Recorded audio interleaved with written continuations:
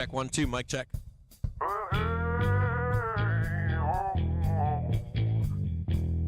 Check 1 2.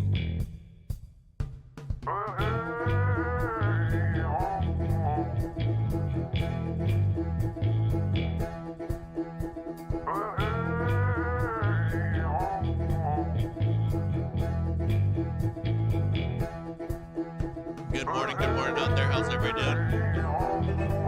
Good morning.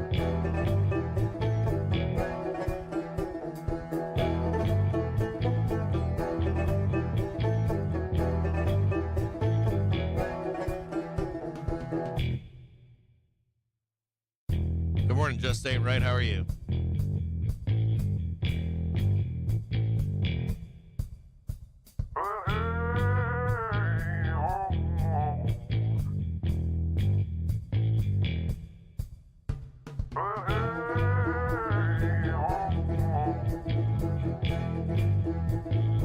Good morning, good morning.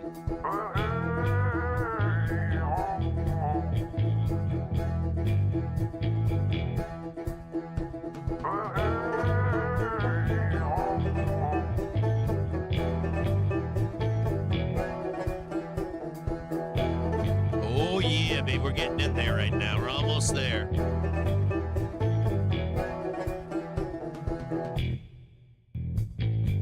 Nice bounce this morning off IWM. Back checking its hourly trigger.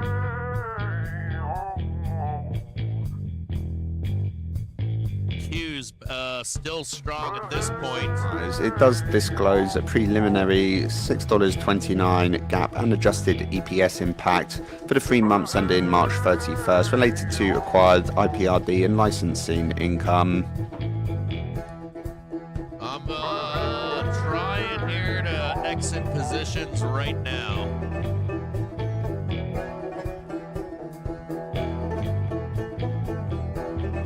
Just on European politics, you know, French President Macron is reportedly gauging support for a plan to install Mario Draghi in a top EU job.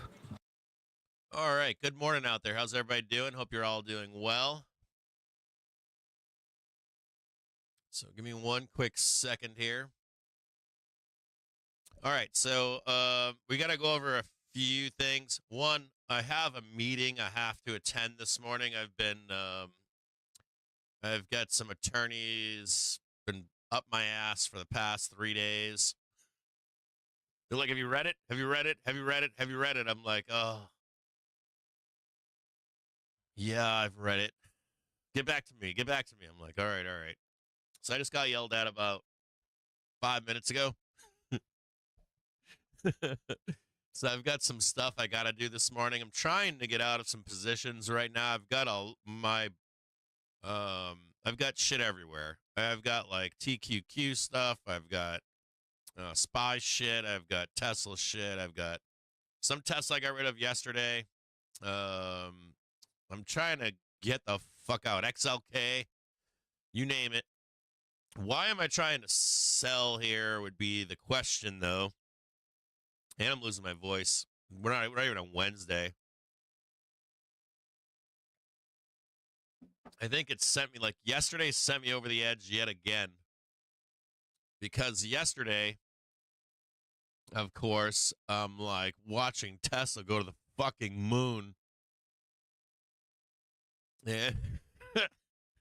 You know, and I'm just like, what the fuck is happening here? Hold on a quick second here. Hold on one quick second.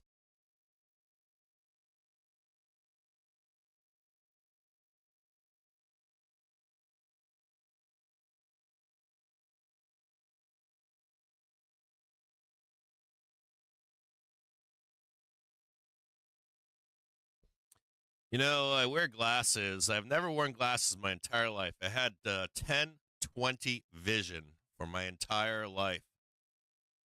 I used to brag about it. Then I went colorblind, still had 10/20 vision.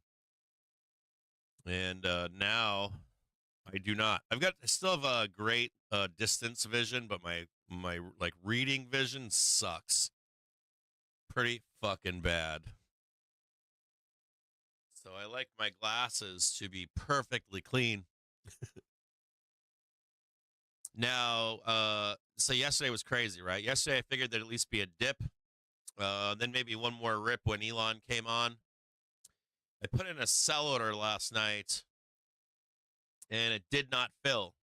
And I was like, I'll get one more fill later. It filled like fucking 5 minutes later. It didn't even fucking matter. So I am out of Tesla, but I do want to buy back into Tesla. You might be saying, like, I thought you were in until 300. I am. I just got excited, like, in the moment, and I was thinking about it last night in the middle of the night. I'm like, it's that fucking trader in me. Like, that fucking trader is like, woo, well, way up there? Fuck yeah, take the money and run, buddy. And not only that, I was long, I think Friday close. I think Friday is when I got long on Tesla. Friday or Monday. No. We went to 140 and I caught a fill. But anyways, when I caught that fill, I've been long for days, you know, and I'm like, all right, that's enough for me. 3 days, 2 days, whatever it was, plenty for me. I'm good. Now, that doesn't mean I won't buy Tesla again. Your bottom right-hand screen here, if I can grab, I would like to buy Tesla at 150. Commentary from if it's possible. BK. I'd like to add some Tesla 150. Demand growth through 2040. If that's possible. The long-term outlook there in its earnings presser. And I do want to hold it. I think it was my initial excitement. And Baker Hughes also says it has had delays with rigs out of maintenance in Mexico. I think it's like just the excitement. I got to tell you, it was excitement. Like, Tesla's fucking ripping. I'm like, fuck me, you know. It was just it was a little much for me, you know. Good morning, David. How are you, brother? Good to see you, man. Love you, brother. Hope your husband's well. Hope everything's going well over there for you, man. I want to talk to you guys about something that's important here. It's very important. Okay, I think Doug Fuller. I don't know if he's here right now, but he's a part of our group, and he's in the Discord all the time. He posted a great excerpt this morning. I don't know what he did to dig it out, but you know, this is when you get cut up. Can't say it any better. I put it in a market brief last night that there's a mix of people out there right now where the market is, and it's not that you can't trade this, it's that most of you shouldn't. You know, most of you should be putting on risk when you have a convert. Like, if we roll to the downside, it's easier for you to sell the market. If we break above and get a new high, it's easier for you to buy a back test in confidence, confidence in a trade. Some of you will do great. Like David AMS, a guy like that is going to do just fine. But most traders won't. And there is something to be said for sitting on your hands, taking your money. I want to talk, and the title of this video too is, what do dealers want? At least for the rest of the week, what do they want? And I was talking with Joe this morning. You know, dealers, there's like high IV on calls for Tesla this morning. You could buy calls, be correct in the direction, and still not get paid as the IV wears off into the weekend. You could be after the fact say, well, I got in right. I was a surgeon. I put the scalpel in. I bought the calls exactly where I was supposed to. Sold them exactly where I was supposed to. All right. I took some puts, bro, because the market's going down. Oh, I closed them though. As soon as we hit that hourly trigger, I closed them. So my point there is that there's a couple things. Let's start with in the brief last night I told you that we're in positive gamma. So the market should be supportive. As long as we stand in a positive gamma, the market should be supportive. So we should be taking stabs to the upside, but have less volatility as well. It's more of a grind, right? It's more of any pullbacks should be supported. So you should keep your eyes on this hourly trigger, right? And you should also keep your eyes down below here, at least for the rest of the week, as jump points as a bull to attack this daily trigger. Now, I will warn you on this, that as we approach this daily trigger, right here, right, there are sellers waiting there. I assure you. I assure you that they are there. There are some old-ass men sitting right here, and they're just waiting to slam the fucking sell button on you. Whether you like it or not, they're there. They're hiding out. They're hiding out right on this yellow line. That's where they are. And they're going to try to fucking sell you to the depths of hell as we approach it. Now, you do have, that's what I told you is on your side. I did see this morning some people claiming that CTAs are done with their selling. That could be the case for the moment. If you saw the last CTA chart I gave you, we were pretty close to the moment of them hitting their first support level that they had in prior time. I think back in December, maybe. So they're pretty close to at least a pause in aggressive selling at this point. Gamma is on your side right now. We know that, right? I set up in the market brief for you last night. We'll take a look at the Gamma picture this morning. Give me just a quick second here. I've got TLT up this morning because I was on Twitter last night, and it was just more garbage. So I guess my point here is this. If I was a dealer, well, there's a couple things. Yeah, so we'll get into the garbage thing in just a moment. So dealers, right? This is what they want to do. I want you to know this, okay? Dealers basically are like, here's what we're going to do, all right? We know that we got a bunch of bulls coming in, a bunch of FOMO bulls. They did not buy the bottom. They're going to FOMO the fuck out of this, right? That's what they're saying. They're literally, well, not today, but back in the day, this is what they would have been saying to each other. It's all math now. It's all computers. But back in the day, there would have been a couple guys sitting at a desk, and they'd be like, these fucking fools are going to these fuckers think that we're going to start gapping up here. We're going to start going to the fucking moon all-time highs. So we're going to let them all buy calls, right? Rope them all in, and we're going to bounce around. What else? Then some other guy's going to walk up to the three guys or whatever, a bunch of women and a bunch of guys, and they're going to be like, hey, look, don't worry. These fucking bears are going to come in. They're going to try to sell this fucker down, too. They're going to start revenge trading, right? Where top Israeli intelligence and military officials met Wednesday in Cairo with Egypt's intelligence chief and officials to discuss a possible Israel Defense Forces operation in Rafah, according to Axios citing sources. And what they're going to do is they're going to take all your fucking money. And unless you get a catalyst, that means you buy more puts or you might buy more calls. They're going to take all your fucking money between now and Friday. The move has been made. We're here for tech earnings. You get it? So place your bets. And if we get a catalyst, yeah, you might be right. Now, in terms of the daily trigger, you should already know I've been prepping you for this moment for at least 3 or 4 or 5 sessions. I've been prepping you in the market briefs every night. Right? So today is Wednesday, right? I've been prepping you at least since Thursday, Friday, the weekend, Sunday, Monday, Tuesday, and now we're at Wednesday. So if you've been following along, this is the time for you to take your profit. This is the time for you to let the market show you the direction, if it's up or down.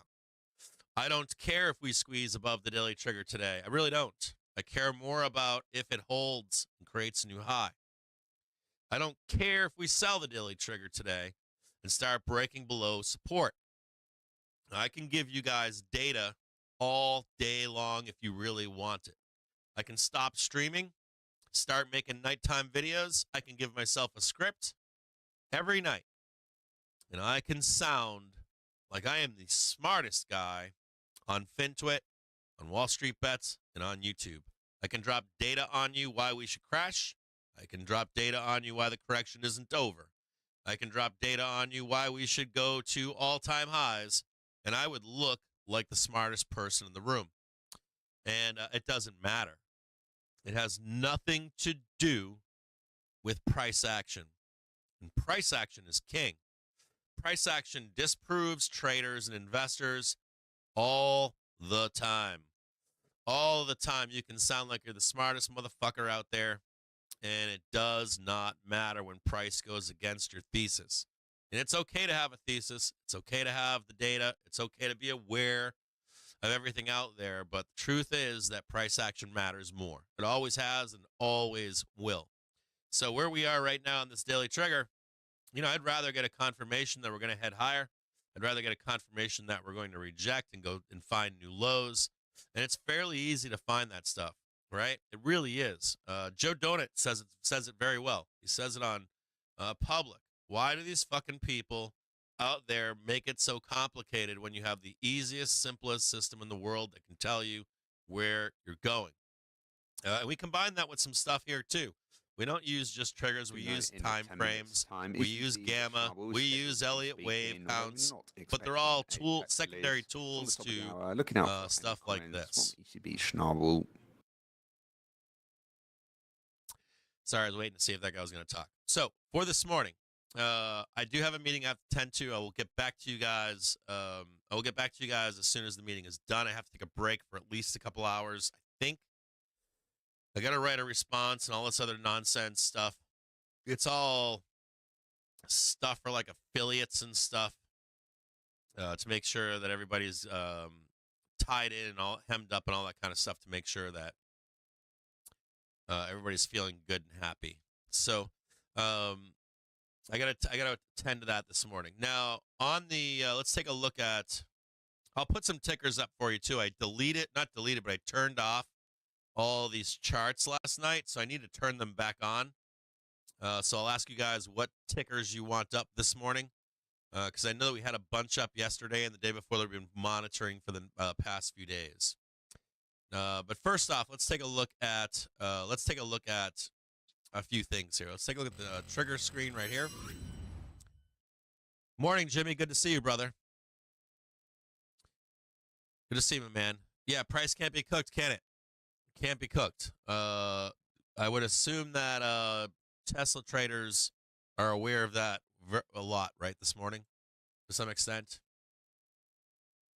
So we're going to go to a 30-minute chart really quick. Just take a look at SPOOs. And we got some good stuff here. We got some bottoming action going on so far on the daily trigger. This looks good for bulls, right? This is like the world's shortest bottom right now. But still no confirmation.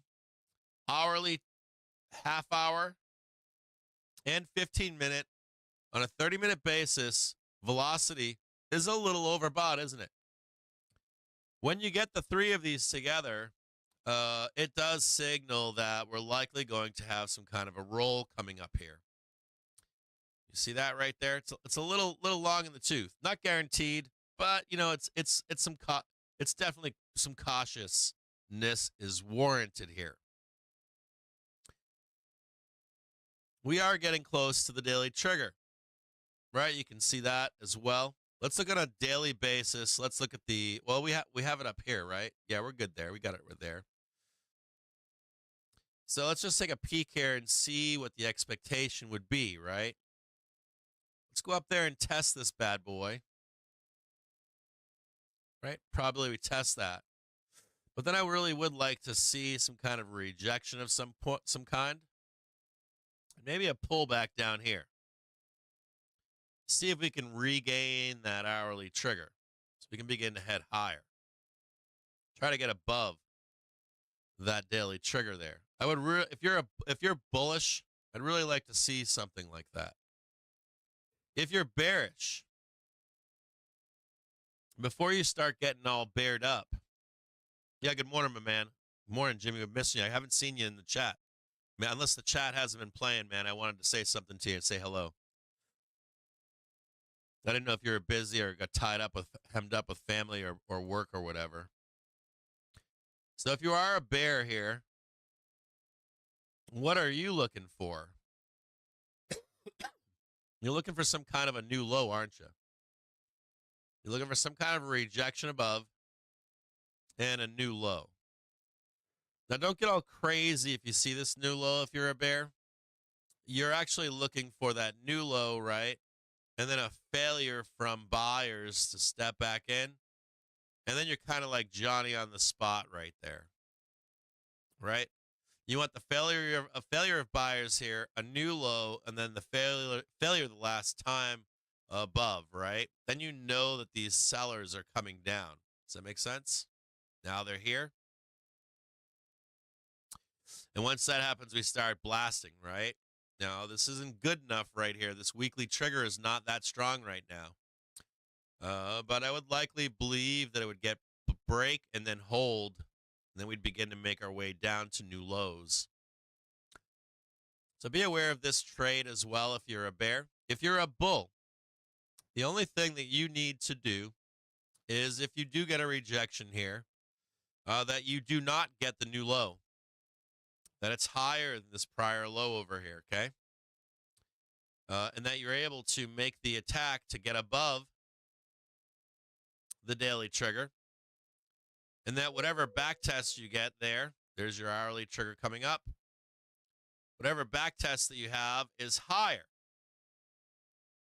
Sorry about that. Higher than your previous high. Because what is that showing? It's showing the will of buyers right here, showing that they're stepping up. You got them stepping in right here and then right here. If you're a bear and you see stuff like that, get out of the way. You have to get out of the way. I warn you of that because it's showing this market is coming up. And when this market is coming up like this, that means they're going to take you all the way back to the prior all-time highs to find out if those sellers are real or not. A bit more from Baker Hughes. It does see modest oil activity recovery in the second half of the year in North America. Says Baker Hughes that sharp gas activity declines are to offset oil recovery in Northern America. This price action in here, the reactions in this zone right here is going to be material. This will be material to the market. And this is going to tell you more than any of the garbage I read on Twitter last night. I read some shit on Twitter last night that I wanted to put a fucking drill to my head and just drill a hole in my head and start shaking the last brains that I have onto the floor. Because I was like, what are these people talking about? They're like, well, and the spread gets like this. If SPY goes to this price and TLT goes down to this price, the divergence is going to change. Because now Janet Yellen is doing this like save the market thing. Back last time they were doing it in 2000 to 2002, the market went down while they were doing it. Of course, we're not in a stressed fucking market right now, so that's not the same fucking thing. It's just not. We're not in the same market. Not in the same stress that we were in 2000 to 2002. Then there are people out there like, oh, Yellen's going to save the market. It's QE. People are like, no, it's not QE. It's not QT. They're trying new stuff.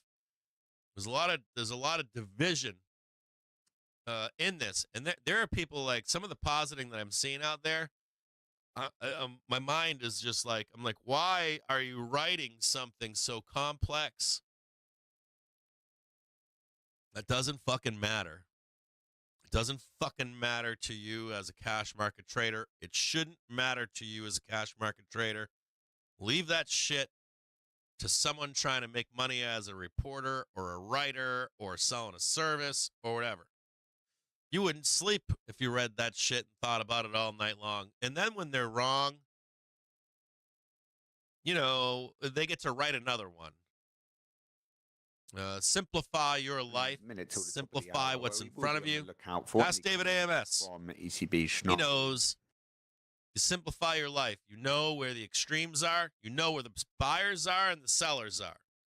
You know you can look at a daily time frame. You know that you can look at a 4-hour time frame, a 1-hour time frame, and know where the real buyers and sellers are. It's fairly simple. It's fairly simple. And trade that. Because that's the shit that I read last night would probably keep, I know it keeps a lot of bears up all night long. And they're like, they're writing like expositions and shit. And I'm just like, why? There's no need to. If we start going up, what do you say then? Just an energy update. Do you know Iraq signs a deal with Ukraine company to develop Akas gas field in the west. You know, we come down here, right? We catch ourselves a high. Here's your daily trigger.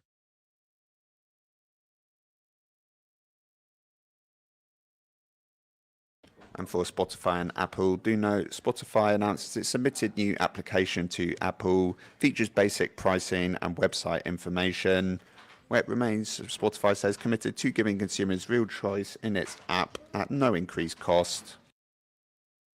And what? You catch a new high right there. And we start going up, right? What do you say to that? Oh, my bad. Next time? What, we catch a new all-time high and roll down and you're going to claim that same bullshit? It's the spreads. It's the QE, QT. It doesn't fucking matter. Doesn't. I mean, there are some things that matter. I read another story last night. Where some asshole is getting published writing about the 10s and 3s. 3s and 10s. 10s and 2s. Waka, waka, waka, waka, waka, waka. Chick, chick, chick. Just kidding. But he's out there writing shit about the inverted yield curve. And I'm like, all right, that's great. I get it. Inverted yield curve, I got it. That's like writing a fucking grid. You know, you got a stock market with time and price, right? Time and price. And this guy's on fucking Market Beat, Wrap, Watch, Stroke Off, whatever the fuck it's called. And I'm like, do you have any reference for this? Nah. Unit revenue to be between 3.8. Nah, I don't have any reference for this. You can't. Have to plot that shit against other shit. You got to plot when we have a rate hike cycle. You should be plotting other shit like unemployment, inflation. But then you have to also look at when we were in that cycle, that hiking cycle, when that hiking fucking cycle ends, which well, maybe that guy didn't know. But once you haven't hiked for what? How many months? Or how many decisions? It's 3 or 5, right? That's the end of that cycle. I don't know if you know that, but I know that. Once that hiking cycle is done, you either go into a recession or you go into a soft landing. You have everybody out there telling you, "Oh, we might head into a soft landing. We might head into a recession. You might head into a recession. We might enter into a soft landing." So again, reminder: we do get the first look at Q1 GDP from the US in tomorrow's session, and they're going to tell you 2.7%. Jerome Powell at some point is going to come out there and tell you, "Stop saying soft landing," because you fucking just traded through it.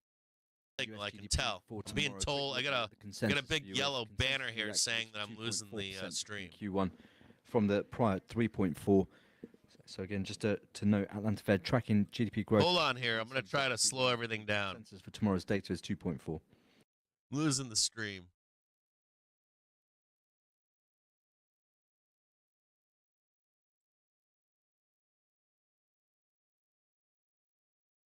God damn it, I'm losing the stream. So, the idea here is this, though. This is the point, though. Listen to this closely. Forget the soft landing or not. I want you to listen to this closely because there's data, historical data, where people smarter than me go, the hiking cycle started here and ended here. These are the times we had a soft landing. From this date to this date. These are the times when we had a recession. And fascinatingly enough, there's a Goldilocks window between, especially when we have a soft landing, you have a hiking cycle. If you get the soft landing, there's then a Goldilocks window between that soft landing and the guaranteed recession. Travel You can chart all of this stuff. It's very simple. You just like snap lines because they tell you this is when we had soft landings. This is when we stopped a hiking cycle and went straight into recession. Customers. It's like literally right after the hiking stops, we go to a recession. We're not in a recession. I'm sorry. Whether you believe that or not, no, we're in a soft landing right fucking now. So, but it's fascinating because when they're plotting this stuff, like, hey, we got an inverted yield curve in the 3s and 10s, and you got this yelling shit and all this. It's like, okay, but what is in relation to? You can't just go out there and be like, well, here's where the yield curve, because if you do that, if you start looking at inverted yield curves, guess what you find out? It doesn't mean a goddamn thing. It means nothing. It's one of the worst single indicators you can look at. It's right maybe 60% of the time. Maybe. At best. At worst, like at worst, 60% of the time it's wrong, especially over time. You need other things. You need to know other information. You need to know if they're cutting rates. You need to know if unemployment is ramping. You need to know if we've bounced aggressively off inflation. Inflation starts ramping. You need to know where we are in the cycle. Are we at the end? As a matter of fact, between a soft landing, you guys probably don't know this, but in between a soft landing and the next guaranteed recession, those periods can last anywhere from like 6 months to like 15 years. They don't want that. That's why I want people to look it up, because I'm like, you have no idea. And